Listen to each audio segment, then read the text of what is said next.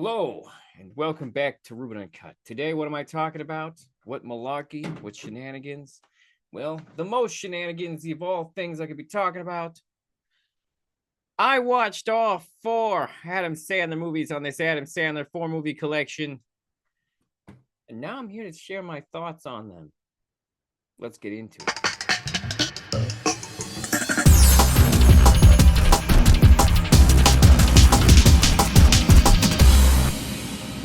So I was gifted this many years ago.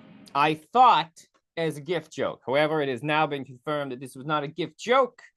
This was a joke of convenience. Something that someone had lying around was just like, this will be a solid regift.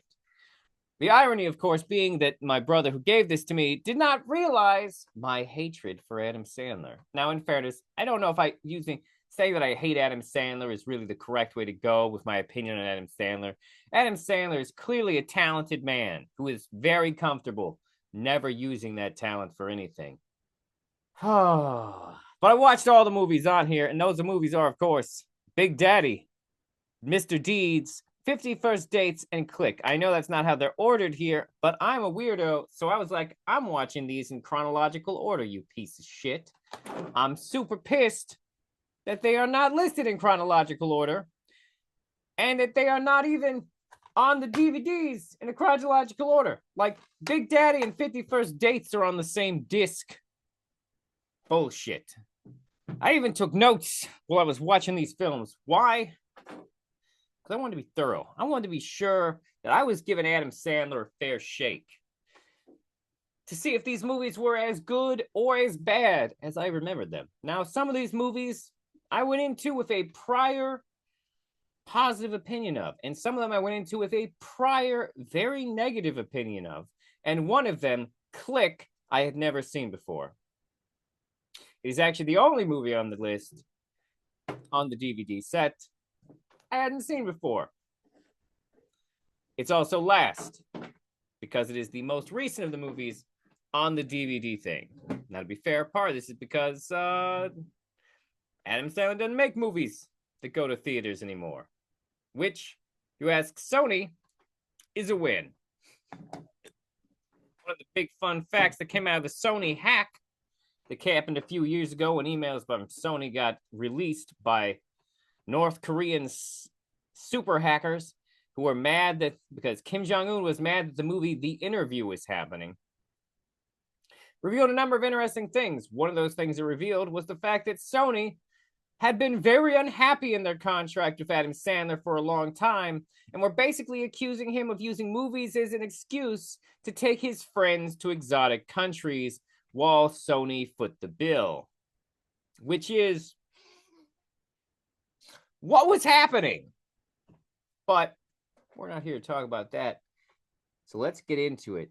Big Daddy. Now, fun fact about Big Daddy. Big Daddy was the first Adam Sandler movie that I cognitively remember watching on DVD. But even young me who was naive and undiagnosed autistic, didn't realize, well, even young me hated this movie. Even young me hated Big Daddy. Although, to be fair, I don't think I was in a position to properly articulate why I hated it. It just seemed like an obvious movie where this guy obviously should not have had any type of control over a child. You know? Very obvious stuff. As an adult, it's a lot easier to articulate why I hate this movie with a fiery passion. And in fact, as an adult who's had kids, I hate this movie more. Let's go through the notes I took. Big Daddy. First of all, his character in Big Daddy is immediately unlikable. Now, unlikable characters can, of course, be the root of comedy. There's a lot to be done with unlikable characters. If your movie understands that they are unlikable, and therefore that should be the source of the comedy. I don't know if Adam Sandler understands how unlikable his character is. Like, just an absolute piece of shit the entire time. Just frustrate. Like, it's annoying because, like, there's no one to root for in Big Daddy. You're just constantly rooting against Adam Sandler, which is not what the film seems like it wants you to do. Of course, this film features a cameo. Well, not actually. This is actually two of these movies. Rob Schneider is not a cameo. And this is one of them. Two of the movies, he is a cameo. We'll get into that. But in this movie, Rob Schneider is a member of the supporting cast. He's an Indian food delivery guy who is also an illegal immigrant from, we assume, India or Pakistan or something. And because, of course, Rob Schneider play a white person challenge level impossible. The man seems to actively be refusing to play his own ethnic background. What's the matter, Rob Schneider? Is that a reflection of how much you hate being white, or how much you just think that everyone else is silly in a way that is definitely racist? Rob Schneider playing someone white, challenge level impossible. That's what I wrote as the note. Adam Sandler, let's go through these notes. Adam Sandler being very pro-gay in this movie is interesting for the time period, but that's kind of the extent of the joke. So, like, in the thing, there's the whole deal is that Adam Sandler's character is like this savant lawyer guy who couldn't take life seriously enough to actually finish becoming a lawyer, but like he's really good at it. But all of his friends are also lawyers, so they're always coming to him for advice, even though he has not passed the bar. It's a very profoundly annoying character concept, and like what the movie does with it. But let's move along. The whole point of what I was getting at is that two of the lawyers are gay for each other. And one of the jokes is that one of the characters is one of the lawyers in their male friend group is very uncomfortable with it. And Adam Sandler's character basically digs on him for being homophobic. And it's kind of progressive for the time period of 1999. But it's also like the entire extent of the joke is that this guy is uncomfortable that they're gay, and Adam Sandler is going to like dig into him a little bit for being homophobic. And that's as far as any of that's really going to go. The movie also features as one of those lawyer friends, Jon Stewart, who I love, but he doesn't really add anything to this movie at all. He's also only really in the beginning and the end. Next note is scene edits are half-assed, which is true. The scene edits in Big Daddy are half-assed, and this will be a continuing trend throughout the Adam Sandler movies. This note is I just wrote down, why does he lie to her about the kid? Oh, right. So like the entire premise of the storyline is that Jon Stewart's character knocked up a chick, and while he is in Japan, that kid shows up because she has died. We don't learn all of this all at once, but essentially we do understand that it is Jon Stewart's character's kid. At which point, Adam Sandler's character starts to take responsibility for the kid, which of course is the entire premise of the film. The entire tired, unbelievably terrible concept for the film. Adam Sandler, of course, proceeds to lie to Jon Stewart's girlfriend about who the kid is and why they're there. I assume to cover Jon Stewart's ass in some way. However, of course, these lies to cover up whose kid actually belongs to is, of course, both the source of the comedy and also why it's a terrible film that's full of, like, very pedantic writing. Am I using pedantic there, right? No, it's just dumb. It's dumb writing. In fact, I want to point out something here. Like, why is... Now, I understand that there's a lot of plot mechanics that are built around the fact that Sonny is not actually the father of the child. But from a storytelling perspective, let me ask this. Why? No, seriously, we've seen this story before, and normally the story would be told with the kid being the father's, like, the character put in charge of raising the kid would actually be the father. And it provides basically the same character arc, except everything here is stupid. And I'll get into that. I'll tell you exactly why I hate this movie, but not yet. I'm just saying, from a storytelling perspective, why? Why make it complicated? Why have the other person be the father? No, but seriously though, what kind of impulse control problem does Adam Sandler's character have? Because he must. Like, there's a cruelty to a lot of Adam Sandler's humor, like an absolute cruelty that I will expand upon more as we go through these things. As the storyline develops and continues, honestly, one of the funniest parts of the movie is when Sonny, so basically Sonny thinks that he can adopt the kid pretending to be Jon Stewart's character, which, yes, is a crime, which you would think a savant lawyer would have been, a little more cognizant of the fact that impersonating someone on official documents and procedures, that posing as that person to gain custody of a child, that all of these things are illegal. You would think that a savant lawyer would know this, but it's also the crux of the film that he does this and doesn't seem to be aware of the consequences that he is hurtling towards the entire movie. We'll get back to that. But the point is that he adopts the kid to try and prove to his girlfriend that he is serious and ready for the next step in life. Although, of course, he isn't. And she breaks up with him. Justifiably, I might add. Like, there's no reason to be in a relationship with him. He's not growing as a person. Deep self-shame. But anyways, Adam Sandler's character, of course, goes to his ex-girlfriend to show her the child he's adopted, only to find her in a relationship with a much older man. He looks maybe 50. And honestly, one of the most sincere chuckles the movie got out of me was how much that old man wanted to fight Adam Sandler. Unfortunately, having just seen the Mike Tyson fight, Adam Sandler's character probably would have won. The kid eventually wants to enroll in kindergarten. And I gotta be honest, their kindergarten's fucking intense.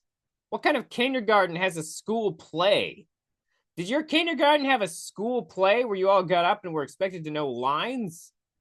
What the fuck's happening in kindergarten in the 90s? Why does this kindergarten look so much like just, any other school that is older than a kindergarten? So, of course, the movie plays out. And we'll get to the part that pisses me off. I think we can get to it now. So, of course, obviously, the ruse comes up. And, of course, Child Services has to come and take the child from Sonny, Adam Sandler's character. Because, of course, they fucking would.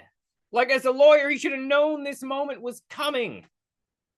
And yes, there's a whole thing where he goes back and forth on adopting the kid and decides that he does want to keep the kid. But the thing is that the whole thing isn't his decision to make. Everything he's doing is fraud. Which means when there's the traumatic moment where this child he has spent time bonding with, this child who may or may not have some type of expectation of Sonny as his parent, is then taken away from Child Services because proper expectations have not been given to the child about the nature of his very unstable current life. It's a traumatic moment that even if they were to be reunited, might still stick with that child. It's hard to tell with children. You never know what's going to get through their defenses and what's going to stick and what's not going to stick. But the point is that Sonny makes this moment happen. Every choice he has made throughout the film makes this moment more traumatic for a child. The unexpected nature of it, the fact that this kid basically sees Sonny as their adult at this point in the film, all of this could have been mitigated with, hear me out here, honesty. But the film, of course, is all based on a solid lie of his personality. And the thing is that all of these consequences are very obvious, especially if you have children. The thing that Sonny does is selfish and terrible. And it's not effectively played for laughs. No, this traumatic moment is not put up as a moment of ridicule. We're supposed to feel bad for Sonny that this child is being taken away. The film is asking us to root for Sonny on some level, which the film itself is not even sincere about, since the film will ultimately be like, nah, the kid should go with his real dad. And it's like, fuck you, Big Daddy. This all, of course, results in the most ridiculous courtroom scene I've ever seen in a film, where, of course, Sonny represents himself, along with a bunch of his lawyer buddies for just advice. He ultimately requested his father cross-examine him, and the child is ultimately, left in Jon Stewart's custody like he should have been from the beginning of the film. Why is this film not about Jon Stewart's character's journey to becoming a father? No, it's about Sonny's journey to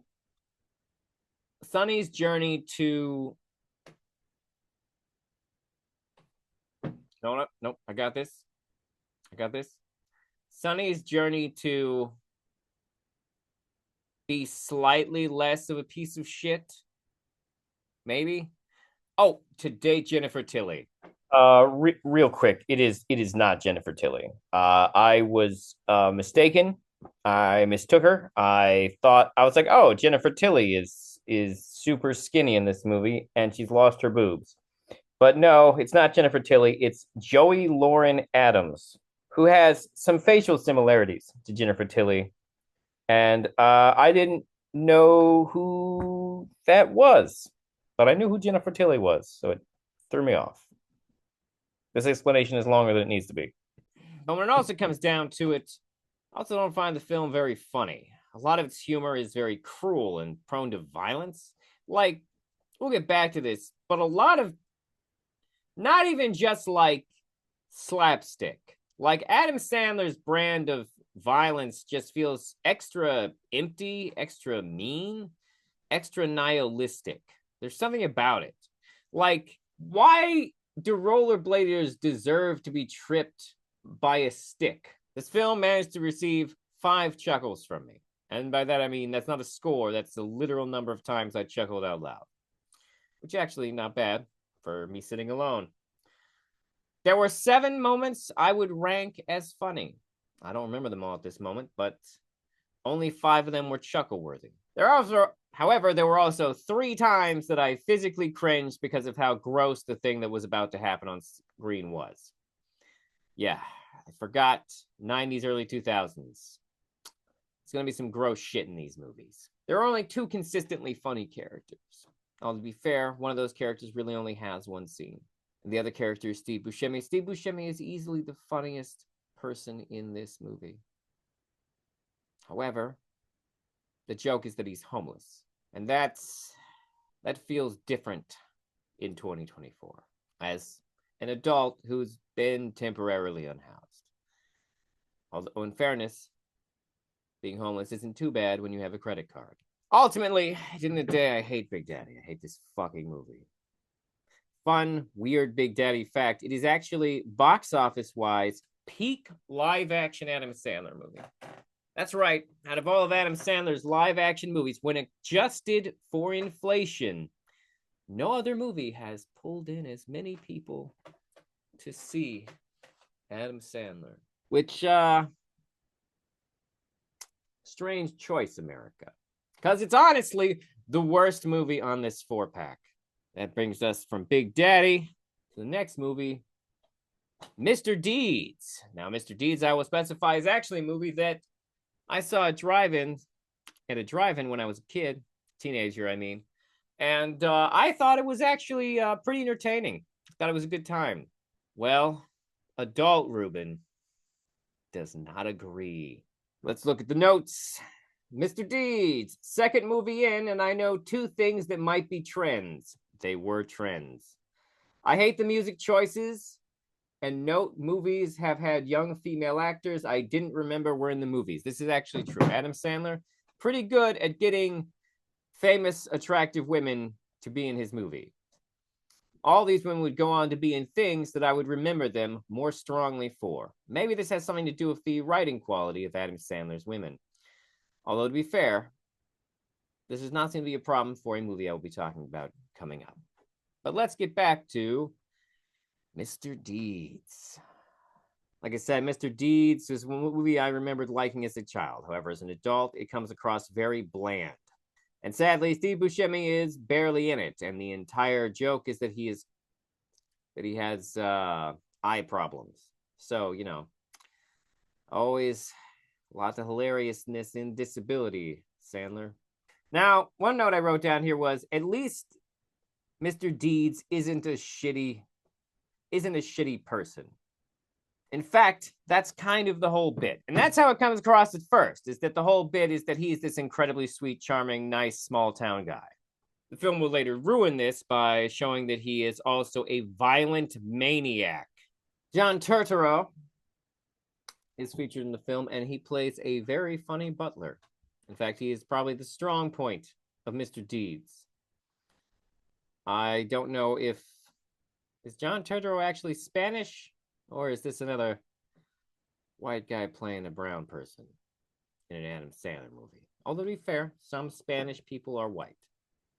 They just also Spanish.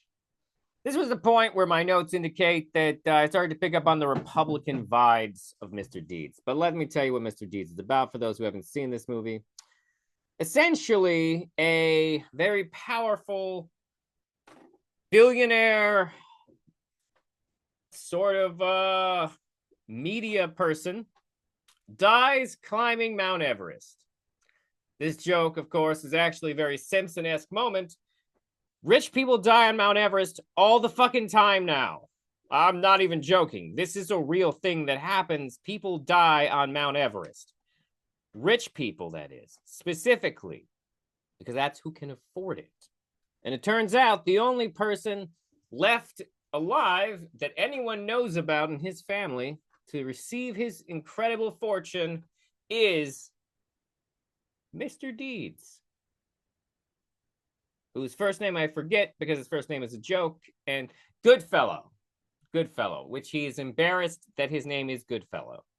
Don't know why he's embarrassed by the name Goodfellow, but he is. And he is a small town pizza shop business owner who does a whole bunch of small town business shop owner stuff that I have never met an actual small town business shop owner person who did them. But hey, maybe I'm just not living in the small enough New England towns. The film is a weird construct of fantasy.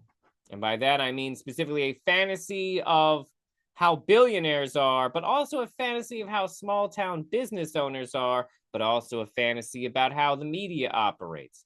What I'm getting at is that the whole film's Republican vibes are strong, just like very strong Republican vibes.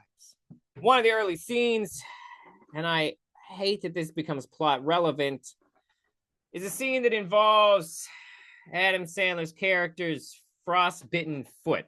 And the reason this scene bothers me is because I get what they're doing. And I will even be willing to believe that this is akin to a thing that small town people might do, or that Adam Sandler once got drunk with a guy who had like a frostbitten appendage and he was like, no, man, it's easy. I can't feel it. Hit it with all your might. But like the thing is that like nerve damage sucks. And also like, even if he can't feel the damage you're doing to his foot, you're still doing damage to the foot. You are hypothetically still breaking bones in that foot or damaging it on some other level.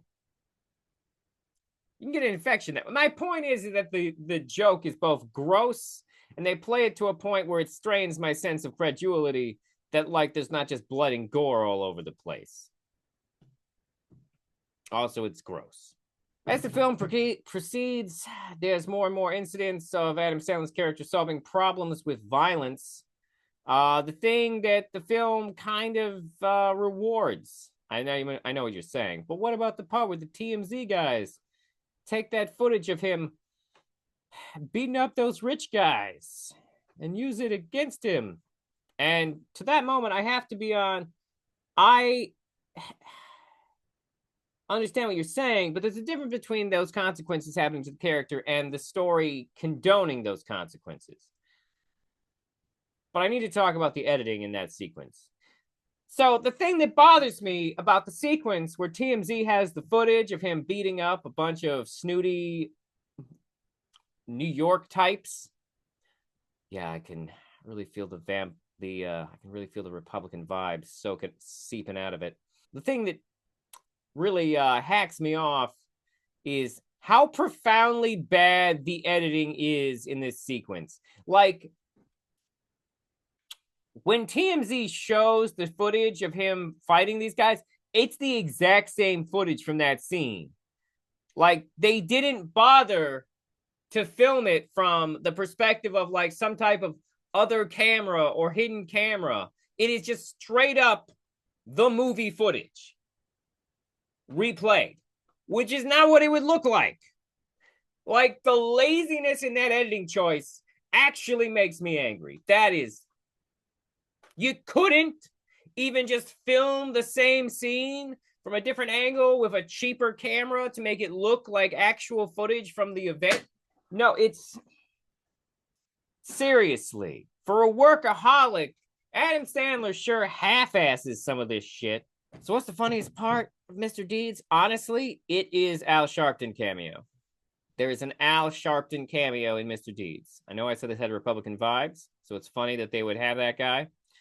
But Al Sharpton's cameo, where he does a eulogy for Mr. Deeds' dad that involves rhyming, is actually the best joke in the movie. And it's actually set up well because we know that Adam Sandler's character's Mr. Deeds' whole thing is that he constantly tries to write poems for greeting cards, and they're always too ridiculously long for a greeting card. Like, I honestly don't even know if the joke's doing that intentionally, but like the fact that he digs Al Sharpton's weird rhyming eulogy, and then when he gets up and tells his own weird rhyming eulogy, Al Sharpton is also like, yeah, it's good. It's good. It's like, that's the best joke in the movie. Easily the best joke in the movie. It's the funniest part. They set it up well, and it pays off hilariously. It's a shame the rest of the movie is not this funny or well put together or smart. Not that rhyming poems are super smart. The sequence also features him trying to open the casket, which they're not doing because his father's frozen. Which do you not understand how freezing works? His body would have defrosted. In fact, it probably wouldn't even be there because it would probably, like, I don't even know if they would be able to properly prepare it for burial. But like, it wouldn't be frozen. He traveled all the way from Mount Everest to New York. Is the coffin insulated? Are they trying to keep him frozen? If you think about it for even a second, it's like, well, this is just stupid. In terms of more Republican vibes, the film also features a sequence where he is negotiating a football player's contract. And like, while I understand the point that the movie is trying to make, it also gives strong, like, Republican business practice vibes. Like, it's definitely told from the point of view of the business owner and whatnot. Now, in fairness, I fucking hate football, so I don't care. But what I am super uncomfortable about is how funny the movie seems to think that the football player being beaten by his own father is hilarious. I don't. Child abuse doesn't become funny as soon as the person being abused becomes an adult. That's still just horrific abuse. Yeah. I mean, I get what you're mapping onto, but like, fuck? The movie, sadly, is not holding up. And I know this because I wrote that down. This movie is not holding up. That's what I wrote. I also got to be honest, I've never been less concerned for a romance in a film. Just like absolutely no concern for it ever, at all, at any point. I didn't think she didn't have good intentions when she got with him, and yeah, eventually she does the right thing. Oh, but this film also features a Rob Schneider cameo. And that Rob Schneider cameo is the Indian food delivery guy from Big Daddy. Appears briefly, a couple times. Mr. Deeds also ends with there being essentially a clusterfuck of legal problems that would be very annoying if it actually went down the way that it does. The movie has a relatively happy ending. I was disappointed in Mr. Deeds. I had remembered finding it funny as a child. And by that I mean a teenager. But as an adult with a lot more political understanding, it's painful for me to watch. Also, the film's basic callousness towards violence is pretty alarming. And also alarmingly, not a thing that goes away. As we will see, it's one of the many recurring features of an Adam Sandler film, which is some obsession with violence. And not particularly funny violence either. But the next up, of course, it's another movie I went in with a positive opinion of, 50 First Dates, a movie I had previously gone, well, it's all right. It's a solid flick. 3.5 stars out of 5. Blah, blah, blah, blah, blah, blah, blah, blah. Upon rewatching it, I was let down a little bit. And I was let down for a few reasons. It's still better than Big Daddy. And it's better than Mr. Deeds as well. The film starts off with a montage of women talking about their illicit affairs they had with this guy in Hawaii who makes up ridiculous lies to get out of having real relationships with them, even though the honest answer to any of these relationships is, I live in fucking Hawaii. You came here on vacation. Go back home. This montage is mostly women, although it does also feature Kevin James talking about his illicit affair with that character. So this is the first one where we have to assume that there is at least some bisexuality in this Adam Sandler character. Now, this is the largest role that Rob Schneider has in any of these films. And he plays a Samoan. For those who don't know, Rob Schneider is a white Catholic man, not a Samoan. Why you gotta be like that, Rob? Why you gotta be like that all the fucking time? He looks like Jason Momoa on meth, or like if you ordered Jason Momoa on Wish. I'm sorry. The current, more relevant term is Temu. He's Temu Jason Momoa. The film early on makes a joke about that justifies slapping a woman to calm her down. Terrific. This character that he slaps is this sort of like Nordic woman or Germanic, somewhere in that area, who the film makes a lot of misgendering jokes at her expense. Is her character actually non-binary? Well, she never identifies as non-binary because then we couldn't make the jokes about Adam Sandler constantly misgendering her. The film also starts with a gross out joke that turns out to be a prank where Adam Sandler essentially gets a walrus to vomit on her. What did I see in this? What did I see in this fucking movie? In fact, the number of gross out jokes in the walrus scene alone, which comes at you fast and hard early in the film, it's a lot of gross out jokes for this early in the film. I'm not gonna lie. The actual note I wrote was, it was a prank. Why did I like this movie? I also wrote down, I wonder how the Samoans working on the film felt about Rob Schneider. Because if I could interview anyone from this movie, it would be anyone who was actually Samoan. Because there are some actual Samoans in the film. Really like to know what they thought of Rob Schneider's portrayal. The film also, by the way, Rob's accent's not even consistent, by the way. The film features, of course, trademark subpar editing. And it's easy to forget the basic expense of the movie, for the basic premise of 50 First Dates is a joke at the expense of people with traumatic brain injuries. Like, that's the whole movie is about traumatic brain injuries and how hilarious that is. Wait, what? It's worth noting that also the film's understanding of scientifically how these types of memories problems work isn't actually accurate. In fact, Memento In fact, the movie is primarily basing itself off of Memento, which is not 100% accurate to the condition either.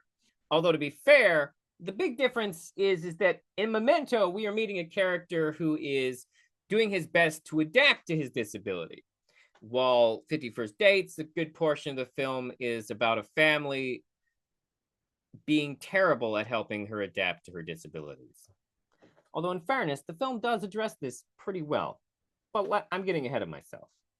So basically, Drew Barrymore's character, Drew Barrymore, by the way, is probably carrying this fucking film, is someone who has a traumatic brain injury from a car accident. By the way, the car accident shot with the pineapple might actually be the best shot in the film, a movie that is pretty much mid to subpar in almost every other technical aspect. But Drew Barrymore plays this woman with a traumatic brain injury whose family just keeps helping her think it's the same day over and over and over again because that's where her memory picks up. Just so you know, this is not how you give a person with a disability a fulfilling and meaningful life. In fact, I would go so far as to say that her father's character is actively bad at helping her with her disability. Now, in fairness, having worked in the disability community, this is a real thing. Many parents struggle to allow their children with disabilities to grow into full-grown adults or to have those life-growing experiences. In fact, if there's anything nice I'm going to say about 50 First Dates, it is that Adam Sandler's character actually gets Drew Barrymore's character into a better place of dealing with and adapting to her disabilities. He helps her to grow in this way, which is nice. It's actually nice. I have to, at a certain point, my thing with 50 First Dates is that it's a very mixed bag on disability. On the one hand, it is in fact the story of someone helping a person with disabilities to overcome that disability to a degree and find a way better to exist in life. And it's also a love story between them. And in fact, one of the things about all these Adam Sandler movies is that to a certain extent, they are kind of rom-coms, with the exception of Click. In fact, most Adam Sandler movies have some rom-com element to them. The 50 First Dates is the only one where that rom-com element is worth anything at all. At least out of the movies on this pack. The film, however, also does feature these same subpar technical elements and, of course, bland, generic music soundtrack. The film also has a few other things that need to be addressed, starting with the misgendering of a unconventionally attractive woman. That's transphobic. Also, the joke about the trans man is pretty transphobic. I know that it's painting itself positively, that the whole bit is that, oh, before your head injury, this person was a woman and now they're a man. But like, when we meet that character, they are A, the actor who played the homophobic lawyer in Big Daddy, and B, the entire joke is that they still use women-coded language. Like, I need to tinkle. So effectively making the entire joke, they're trans. Which is a weak joke. You could have written this character to be a person. Except actually asking any Adam Sandler character to be written to be a person might actually be too much to ask of an Adam Sandler scriptwriter. At the end of the day, I have very mixed feelings about 50 First Dates. It's definitely better than the previous two movies that I talked about, but like, it basically continues the sort of trend of these Adam Sandler movies. Like, the thing about Adam Sandler movies, and the reason that I think film critics and movie nerds hate a lot of Adam Sandler's movies is because when you look at them as movies, they're not very good. And I mean this from a production value standpoint. They sort of just like barely in most categories rise to the level of adequate to subpar. The editing in these movies is weak. The soundtracks feel like they are a combination of whatever pop music was popular at the time, mixed with generic selections off a pre-recorded CD of movie music. Did I mention that the cinematography and editing are frequently just kind of adequate through most of the films? Actually, the editing is not adequate. The editing is frequently trash. And the writing is just very ho-hum at best, and Jesus Christ, this was written for morons at worst. And this is a trend across all these Adam Sandler movies. Even when they have some positive elements, they will be dragged down by these features. These features and Rob Schneider, who is... Rob Schneider is the fucking worst. But that brings us to the last movie on this selection. Click. The one with the TV remote, y'all. Click, of course, is based off an old short story about a man who gets a watch that allows him to propel forward in life to the good parts, not realizing that he's kind of just missing out on his whole life. And that's exactly what Click is, but with a TV remote instead. Now, before we get into this, yes, Click is the only movie on this disc that I had not seen before. Click came out at a time where I had grown weary of Adam Sandler and his constant shenanigans and low-grade, low-brow humor. Would I feel differently about Click? Well, the answer is I have very mixed feelings about Click. But I will tell you right off the bat, Click is the best movie on this disc. In fact, you could practically consider this a ranking of the 4 movies on the disc, because the chronological order is also the order in which they get better,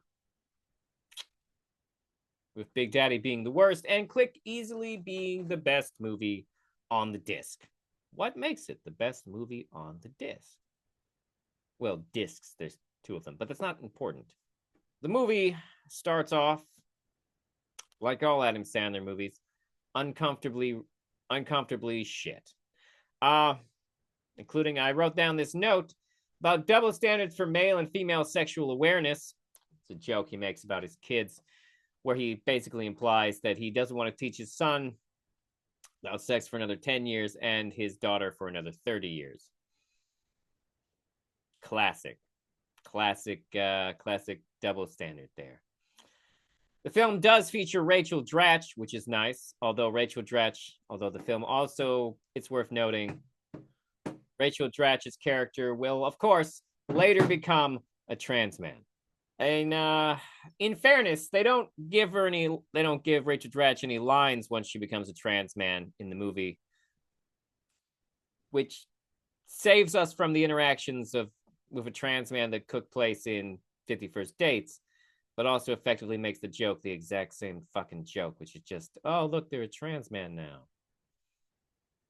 The mentally unwell lady from before. Turns out, trans man. Terrific. It also starts off with possibly the worst, most cringiest, most uncomfortable, most dear sweet God, what is happening, Rob Schneider cameo in any of these films, where he shows up as,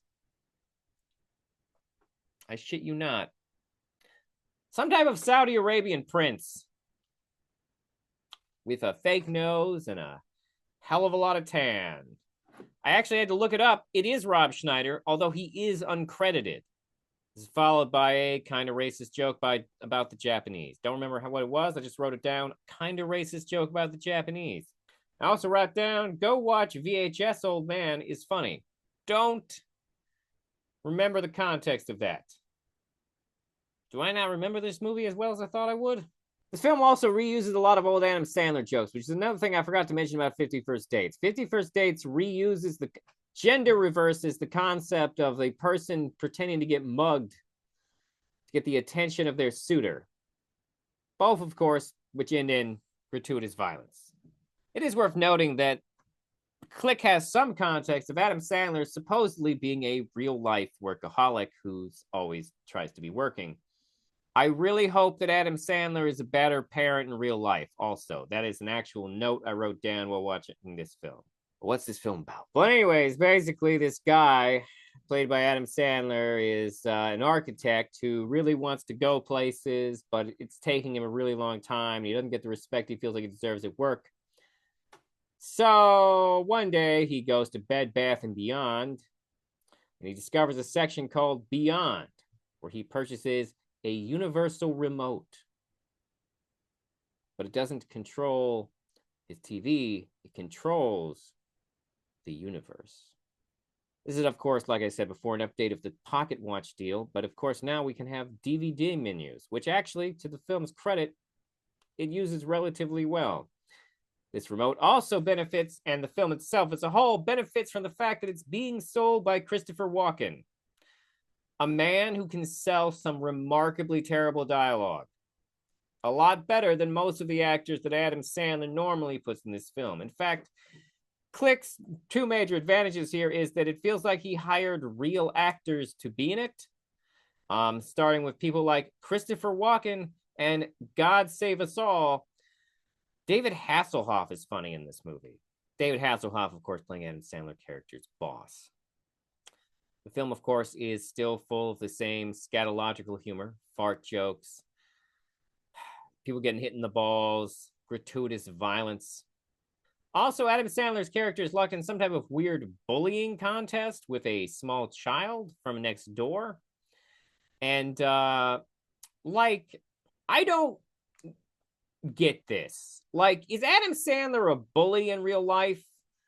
Like, why, as an adult, why would you feel necessary to be locked in some sort of weird one-upmanship with a literal 12-year-old? I don't get this part. It feels weird. Especially since Adam Sandler's character is someone we're supposed to like, whose major problem is that they're a workaholic. I would have cut this entire thing. Actual note I wrote, even with the prior complaints, Christopher Walken has already made this better than the previous movies, which is true. Christopher Walken, he's good. I wrote down more misgendering comedy, although I don't remember it specifically. I must just be becoming numb to it. Adam Sandler uses his remote for other things besides just the manipulation of time, including turning on subtitles, which is actually pretty useful for a scene where he figures out why the Japanese people are not interested in their current architectural designs and allows him to pivot, saving their business deal. Honestly, the old Japanese guy saying "fuck yeah" is easily the film choosing to use its one F word at the perfect time. As of course, the problem is that Adam Sandler's remote starts fast forwarding on its own, making its choices based on previous types of things he had previously fast forwarded. And this, of course, slowly deteriorates his life to the point where he is suddenly very, very obese. And I gotta be honest here, the fat jokes in this movie are really undignified. If I were a fat person, I feel like I'd be offended. I don't think the fat joke humor works here. I think they could have done it differently or not at all. So I've had very little nice things to say besides Christopher Walken and David Hasselhoff. And that's because the majority of the film is just more of what you expect from Adam Sandler. And then the third act happens and it's like, what the fuck? Emotions? The third act is shockingly effective, good, emotional, heartfelt, moments of humanity in an Adam Sandler film? What the fuck is happening? But it is. Although I'm gonna be honest here, like, a thought I reoccurringly had throughout the film, especially at its most powerful moments, is how does no one in his family just think he has, like, dementia? Like, Does it bother anyone else in the film that he'll like take years to respond to things emotionally? Like, and then when he does, it's like all at once. I would think there was something wrong with my dad, like cognitively. But that's kind of what happens in the film. As his life deteriorates and he moves forward and he starts to realize all the things he's missing out on, he just has these moments where it starts hitting him. And like for everyone else around him, it's coming out of nowhere. Their fathers being weird and distant like their entire lives. And now, just like every once in a while, he'll suddenly just be like, wait, the dog's dead? Or dad's dead? And act like it's a total surprise. Like he's just finding out about it for the first time. Someone, like, the fact that none of these futures go to him in like some type of like nursing home is actually profoundly like, how disconnected were these people from him? But the final part of the film is profoundly powerful. It helps that Henry Winkler is his dad. The acting in these moments is shockingly good. And the film delivers on these emotional moments. It's still tough for me to recommend the film because it literally still does almost everything still the same shitty Adam Sandler way, except it works here. Except for some reason, the final act of this film nails the humanity of what they're trying to do with the story. And I don't know if just that Adam Sandler is that this film works better because Adam Sandler dropped trying to use terrible rom-coms as the emotional core of his films, which never worked, and instead went for sad dad vibes, and it did. Actually, that seems to be what worked. That seems to be what happened. Turns out Adam Sandler never was an effective romantic lead. He's just been waiting his whole career to play sad dad. We've just been miscasting him. Also, I don't know what it means about me, but I laughed at the bong joke out of all the lines that Adam Sandler said the hardest. Now, of course, Adam Sandler ends up getting a second chance. He wakes up in the Bed Bath & Beyond store. However, he does find ultimately a letter with a universal remote implying that was more than just a dream. So what have I learned from this? Well, what I've learned from this is that Adam Sandler's movies are built on interesting things. Mostly lame, lowbrow, scatological humor. Most of his films try to tie into some type of rom-com center that never works and totally fails to provide any emotional depth to the film. And that, weirdly enough, his worst film is a film where he's trying to play a 20-something who shouldn't have kids. And his best film is him playing an adult who's realizing that he's missed out on a life with his kids.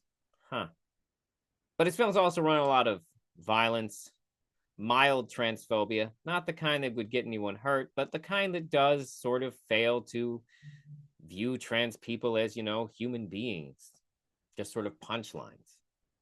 Although, to be fair, he's still not as awful to trans people as, say, someone like Steven Crowder. Adam Sandler in these films gives off a real strong, socially liberal, but fiscally conservative vibe, which means I really hope he didn't vote for Donald Trump. What do I think about these movies overall? Well, Big Daddy is trash. Hate it. Absolutely hate it. Mr. Deeds is a Republican wank fest. 50 First Dates is okay, but it's brought down by most of the same stuff that brings down most Adam Sandler films. However, it is buoyed up a little bit by Drew Barrymore. And Click starts off rough, but ends shockingly well. Have I learned anything?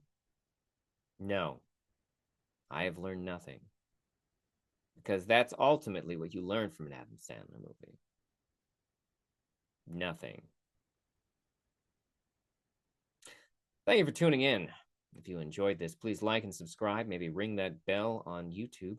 If you feel like contacting the program, you can email me at rubenuncut@gmail.com. This podcast also available on Spotify and other podcast platforms. Have a wonderful whatever, wherever, whoever you are.